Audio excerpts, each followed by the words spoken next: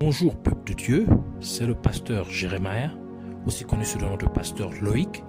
Nous voulons écouter la parole de Dieu pour la semaine, mais avant tout, nous voulons commencer par une parole de prière.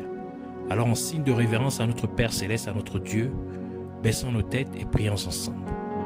Merci, Père de gloire, Abba Père, Dieu Tout-Puissant, Roi des rois, Seigneur des seigneurs, toi qui règnes au-dessus de toutes choses, toi qui n'as pas de pareil sur la terre et dans les cieux. Merci encore pour ces moments. Merci de nous avoir encore attirés dans ta présence. Merci pour ce que tu as prévu pour nous en ces moments. Nous venons encore nous abandonner en tes mains, remettant l'air, l'atmosphère, tout autour de nous et tout en nous, nos pensées, notre cœur, notre âme, notre esprit, nos désirs, nos émotions, nos sens, tout en tes mains. Prends le contrôle de toutes choses.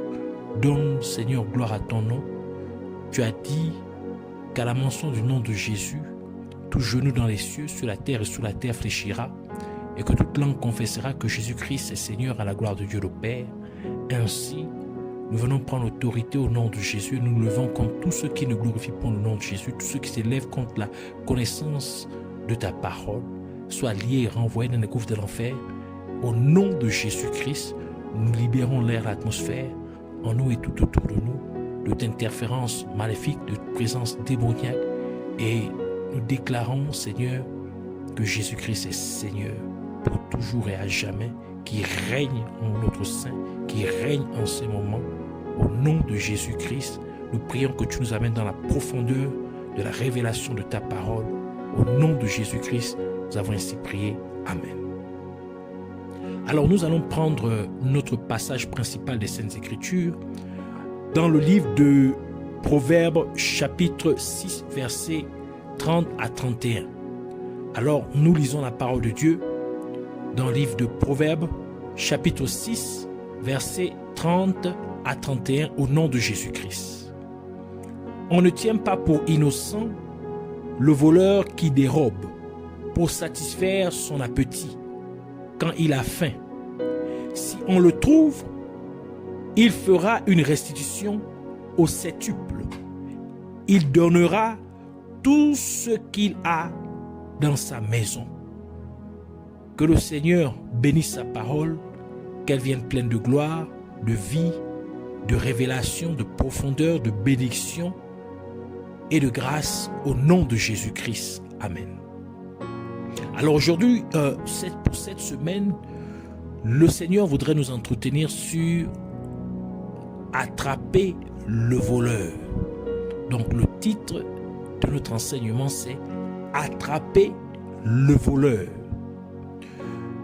Une chose très importante que chaque être humain doit comprendre est le fait que la parole de Dieu est la vérité ultime, telle que Jésus-Christ a dit dans Jean chapitre 17 verset 17, disant « Sanctifie-les par ta vérité, ta parole est la vérité. »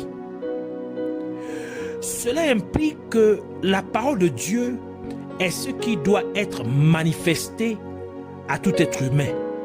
La parole de Dieu devrait être votre réalité éventuelle. Jean chapitre 1 verset 1 dit « Au commencement était la parole, et la parole était avec Dieu, et la parole était Dieu. » Et c'est pour cette raison que Jésus-Christ, qui est la parole de Dieu, et qui était au commencement avec Dieu, et qui était Dieu, et qui est Dieu, a dit dans Jean chapitre 14 verset 6, « Je suis le chemin, la vérité et la vie. Nul ne vient au Père que par moi. » Ainsi, parce que la parole de Dieu est la vérité, nous pouvons donc reformuler Jean chapitre 1 verset 1 pour dire « Au commencement était la vérité, et la vérité était avec Dieu, et la vérité était Dieu. » Et maintenant, nous comprenons mieux quand Jésus dit qu'il est la vérité et que nul ne vient à Dieu le Père que par lui. En effet, à moins que quelqu'un est la vérité et vive selon la vérité, il ne peut pas atteindre Dieu le Père. Il ne peut pas expérimenter Dieu. Il ne peut pas expérimenter la puissance de Dieu. Il ne peut pas expérimenter la gloire de Dieu dans sa vie. Par conséquent, la parole de Dieu, qui est la vérité ultime, est ce que tout être humain devrait vivre. C'est pourquoi Jésus-Christ a ajouté dans Jean chapitre 8, verset 32, « Vous connaîtrez la vérité et la vérité vous affranchira. » Un autre point très essentiel que chaque être humain doit également comprendre est le fait que la parole de Dieu est si puissante que lorsqu'elle est libérée ou prononcée, elle a la capacité de rendre l'invisible manifeste. Elle a la capacité de faire des choses énormes, des choses qui dépassent les capacités humaines, parce que Dieu est sa parole. Et puisque rien n'est impossible à Dieu, tel que Jésus-Christ l'a déclaré dans Luc chapitre 1 verset 37, car rien n'est impossible à Dieu, cela signifie donc que rien n'est impossible aussi à la parole de Dieu, car Dieu et sa parole ne font qu'un. C'est pourquoi le livre de Jérémie dit, dans Jérémie chapitre 1 verset 12, « Et l'Éternel me dit, tu as bien vu, car je veille sur ma parole pour l'exécuter. » Et ce qui rend la parole de Dieu encore plus puissante dans votre vie, c'est quand vous croyez en elle. C'est là que vous accompliriez des actes remarquables dans votre vie. C'est là que vous feriez l'expérience de la gloire de Dieu dans votre vie. Et c'est pourquoi Jésus-Christ dit à Marthe, dans Jean chapitre 11, verset 40, Jésus lui dit, « Ne t'ai-je pas dit que si tu crois, tu verras la gloire de Dieu ?» Ainsi, lorsque la parole de Dieu dit que si le voleur est trouvé, il fera une restitution au septuple, c'est la vérité. Et vous devez donc y croire pleinement. Et si vous croyez en cette parole de Dieu, vous devez donc découvrir qui est le voleur. Vous devez attraper le voleur. Et une chose que vous devez remarquer est que si un voleur veut vous dérober, cela signifie que vous avez quelque chose de précieux dans votre vie. Car un voleur ne s'aventurerait pas à voler quelque chose, à moins que cette chose particulière ait une valeur ou soit d'une grande importance. C'est la raison pour laquelle il faut arrêter de se dire ou de laisser dire vous n'êtes bon à rien ou vous ne valez rien. Car ce n'est pas la vérité. La réalité, c'est que vous avez quelque chose d'une très grande valeur dans votre vie. Et c'est pour cette raison que le voleur vous a dérobé ou veut vous dérober. Et la parole de Dieu dit que le voleur doit restituer 7 fois ce qui vous a volé, ce qui vous a dérobé. Mais pour que cela se produise, vous devez d'abord attraper le voleur. En d'autres termes, vous devez d'abord découvrir qui est le voleur. Mais vous ne pouvez pas simplement aller ça et là et accuser quelconque personne que vous voyez en disant que c'est lui le voleur. Vous devez avoir des preuves qui démontrent qu'une telle personne est bel et bien le voleur. Et le livre d'Abdias nous dit à quelle période ou à quel moment de la journée le voleur opère. Abdias chapitre 1 verset 5 qui dit: si des voleurs, des pillards viennent de nuit chez toi, comme te voilà dévasté, mais enlèvent-ils plus qu'ils ne peuvent? Si des vendangeurs viennent chez toi, ne laissent-ils rien à grappiller? Maintenant, nous commençons à avancer dans notre enquête. Car nous savons maintenant que le voleur opère la nuit. La nuit représente le temps des ténèbres, car Dieu a appelé la nuit les ténèbres. Genèse chapitre 1 verset 5 qui dit: Dieu appela la lumière jour et il appela les ténèbres nuit. Ainsi il y eut un soir et il y eut un matin, ce fut le premier jour. Et le livre de Romains raconte quel type d'œuvres appartiennent à la nuit.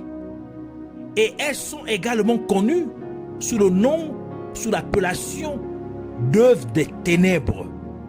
Romains chapitre 13 verset 12 à 13 qui dit: La nuit a avancé, le jour approche. Dépouillons-nous donc des œuvres des ténèbres et revêtons les armes de la lumière. Marchons honnêtement comme en plein jour, loin des excès et de l'ivrognerie, de la luxure et de l'impudicité, des querelles et des jalousies. Ici, ce sont quelques exemples des œuvres des ténèbres. Ainsi, toutes les mauvaises œuvres, toutes les mauvaises actions sont les œuvres des ténèbres. Et elles procèdent toutes de Satan, qui est aussi connu sous le nom du diable, comme Jésus-Christ nous l'a révélé dans Jean chapitre 8 verset 44, qui dit: Vous avez pour père le diable, et vous voulez accomplir les désirs de votre père.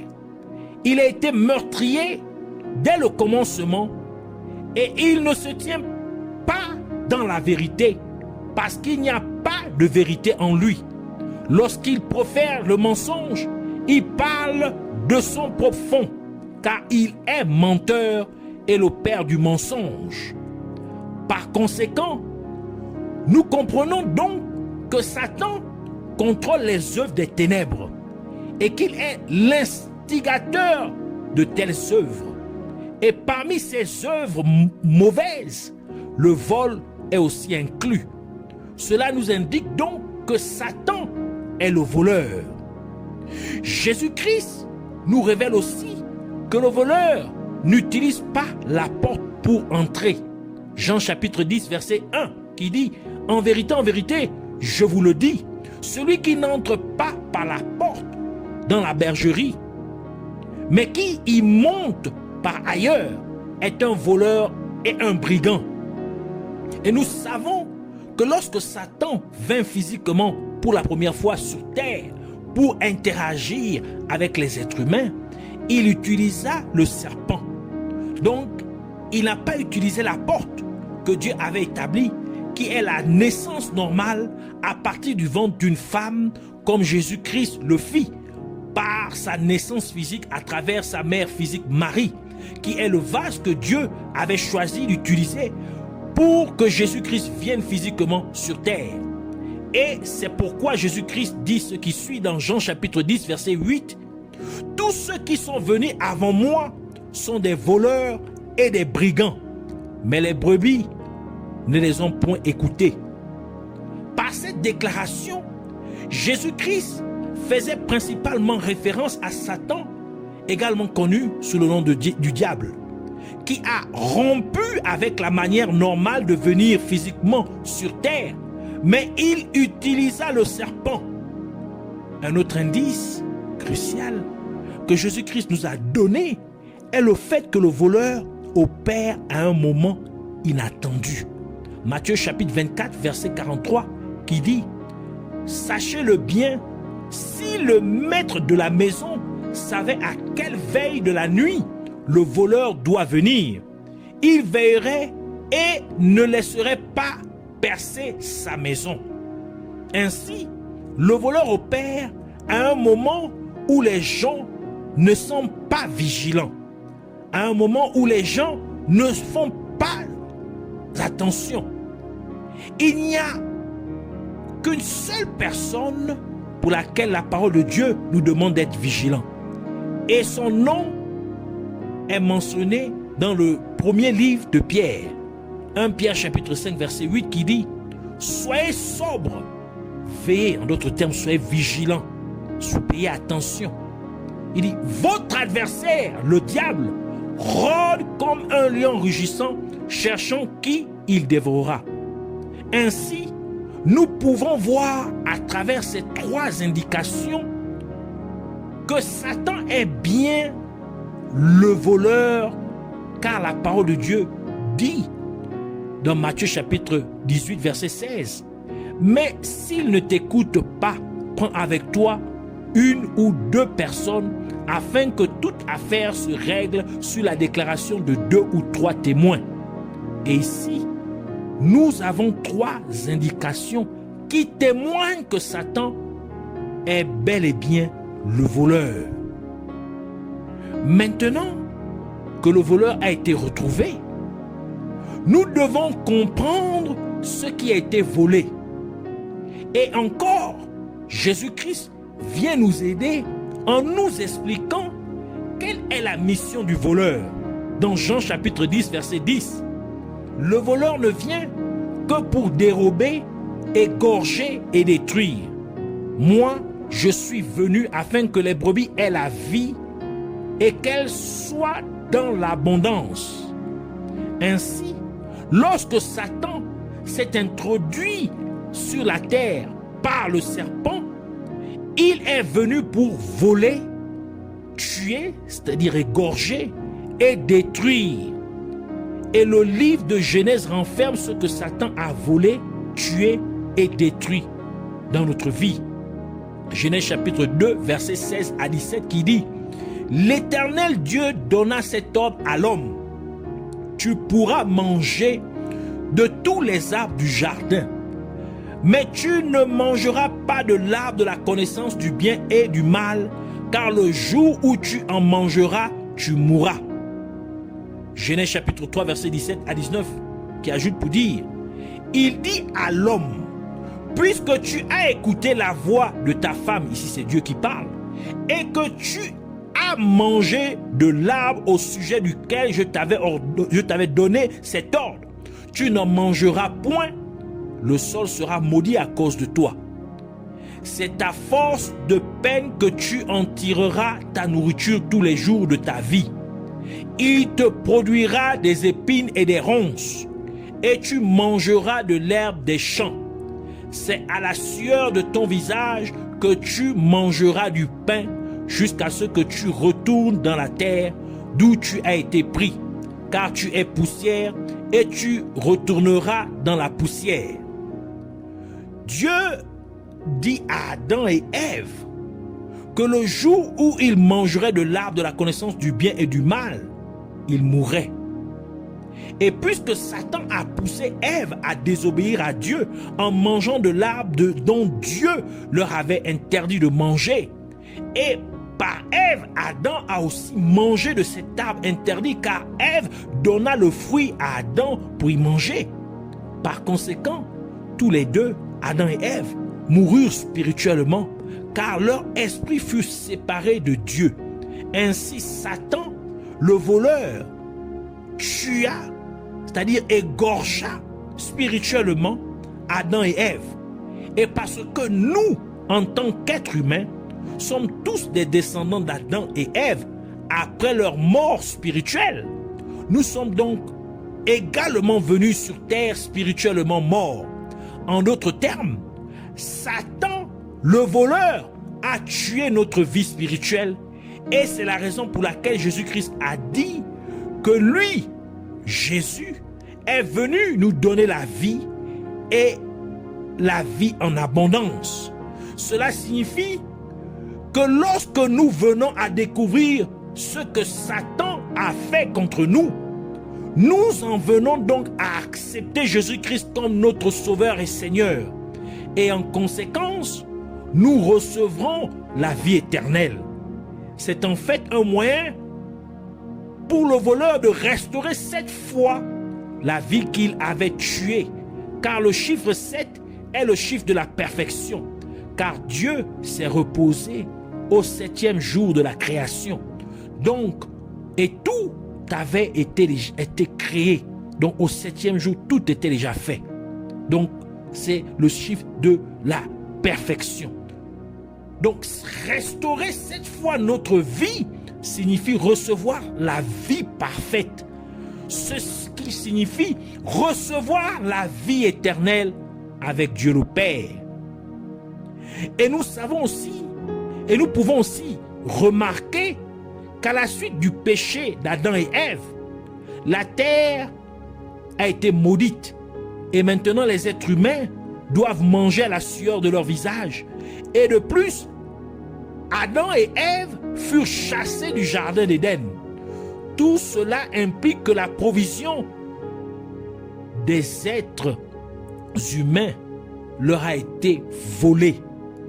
Et c'est pourquoi vous peinez à subvenir à vos besoins en nourriture, en eau, en vêtements et en abri, en logement, et ainsi de suite. Et maintenant, les êtres humains sont appelés à mourir physiquement. Cela signifie simplement que le voleur a également dérobé votre santé. Et du fait que vous peinez pour vous procurer à manger, à boire, à vous vêtir et à vous loger, pour vous et pour votre famille, vous avez maintenant beaucoup de soucis. Donc vous n'êtes plus en paix. Vous n'avez pas l'esprit tranquille. Cela vous dit donc que le voleur a dérobé votre paix. Ainsi Satan, le voleur, doit rendre 7 fois la paix qu'il a dérobée. C'est pourquoi Jésus-Christ a dit dans Jean chapitre 14 verset 27, je vous laisse la paix, je vous donne ma paix. Je ne vous donne pas comme le monde donne, que votre cœur ne se trouble point et ne s'alarme point. Et Dieu a aussi dit dans Genèse chapitre 2 verset 24, c'est pourquoi l'homme quittera son père et sa mère et s'attachera à sa femme, et ils deviendront une seule chair. Cela signifie qu'un homme était censé être marié à une seule femme. Mais à cause du péché d'Adam et Ève, nous voyons maintenant un homme avec plusieurs femmes. Certains hommes vont avec beaucoup de femmes qui ne sont même pas leurs épouses. Pire encore, des hommes vont avec des hommes et les femmes épousent d'autres femmes comme elles. Les adultes ont des relations sexuelles avec des enfants et même avec des bébés. Les hommes trompent leurs femmes, les femmes trompent leurs maris. Cela vous dit encore que Satan, le voleur, a dérobé votre mariage. Ainsi, le voleur a besoin de restituer 7 fois ce qu'il a dérobé. Et ici, restituer 7 fois ne signifie pas que vous vous marierez 7 fois ou que vous aurez 7 épouses si vous êtes un homme ou 7 époux si vous êtes une femme. Non, cela signifie simplement que votre mariage doit être rétabli de telle sorte que vous y serez comblés, que vous y serez épanouis. Dieu avait donné à Adam et Ève l'autorité de régner sur la terre, de même que l'atteste le livre de Genèse chapitre 1 verset 27 à 28 qui dit: Dieu créa l'homme à son image, il le créa à l'image de Dieu, il créa l'homme et la femme. Dieu les bénit et Dieu leur dit: soyez féconds, multipliez-vous, remplissez la terre et l'assujettissez, et dominez sur les poissons de la mer, sur les oiseaux du ciel et sur tout animal qui se meut sur la terre. Mais à cause du péché d'Adam et Ève, les êtres humains ont perdu l'autorité qu'ils avaient sur tout sur terre.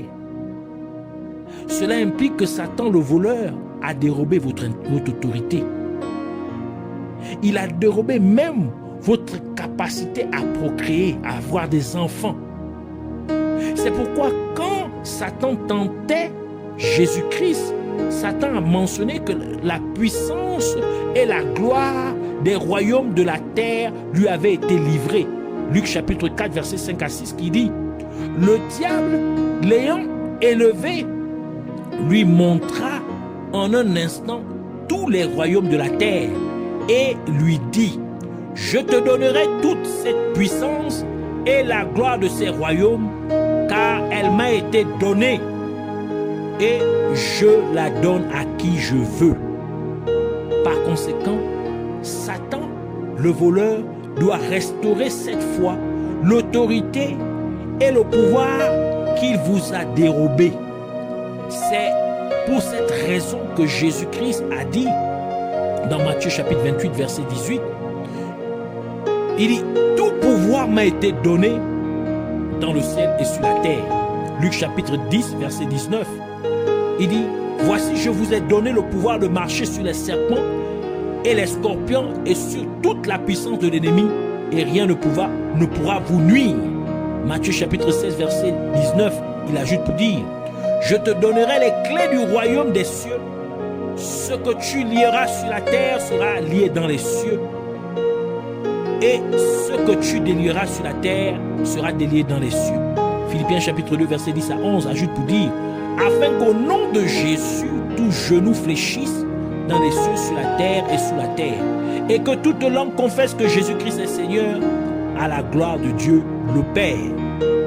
Ainsi, nous devons prier et réclamer au nom de Jésus-Christ ce qui est à nous, et nous devons réclamer que la parole de Dieu soit manifeste en ce que Satan, le voleur, restitue au septuple ce qu'il nous a dérobé.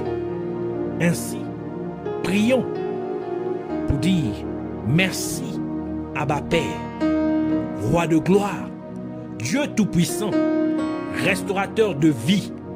Merci pour ta parole que tu m'as donnée à travers cet enseignement. Merci pour la vérité ultime qui m'a été communiquée au nom de Jésus-Christ. Maintenant que je connais la vérité ultime de la parole de Dieu, car je sais que toi, Satan, tu es le voleur, car tu es celui qui opère dans les ténèbres en volant, tuant et détruisant la vie des êtres humains lorsqu'ils ne sont pas vigilants. Mais la parole de Dieu dit que si le voleur est trouvé, il rendra au septuple, il restituera au septuple. Je t'ordonne donc, au nom de Jésus-Christ, de restituer ma vie. Je reçois ainsi la vie éternelle en acceptant Jésus-Christ comme mon sauveur et Seigneur, car Jésus-Christ est venu pour me donner la vie en abondance. Et je te commande encore à toi, Satan, au nom de Jésus-Christ, afin que tu restitues au septuple la provision de ma vie, afin que je ne peine plus pour me nourrir, boire, me vêtir, me loger et ainsi de suite, pour moi et ma famille, au nom de Jésus-Christ. Et encore, je t'ordonne au nom de Jésus-Christ de me restituer au septuple ma paix, afin que je ne m'inquiète plus pour rien dans la vie, que mon cœur ne soit plus troublé et que j'ai une totale tranquillité d'esprit au nom de Jésus-Christ, car Jésus-Christ m'a donné sa paix. Je te commande aussi à toi, Satan, au nom de Jésus-Christ, de restituer au septuple mon mariage et ma famille, afin que j'ai en eux une plénitude de joie et que je sois comblé au nom de Jésus-Christ. Et je déclare qu'il n'y a plus de désir, d'attitude ou d'action immoraux dans mon mariage et ma famille au nom de Jésus-Christ, et que tout le monde vit et respecte la vérité ultime de Dieu qui est la parole de Dieu. Je t'ordonne aussi à toi, Satan, au nom de Jésus-Christ, de me restituer au septuple mes talents et mes dons, ainsi que la puissance et l'autorité que Dieu m'a confiée, afin que j'accomplisse ce que Dieu le Père m'a appelé à faire durant mon séjour sur terre, au nom de Jésus-Christ. Je te remercie, Père Céleste, Dieu Tout-Puissant, car tu as assurément fait en sorte que le voleur me restitue au septuple tout ce qu'il m'avait dérobé. Puisses-tu à jamais être glorifié et exalté au nom de Jésus-Christ. Amen.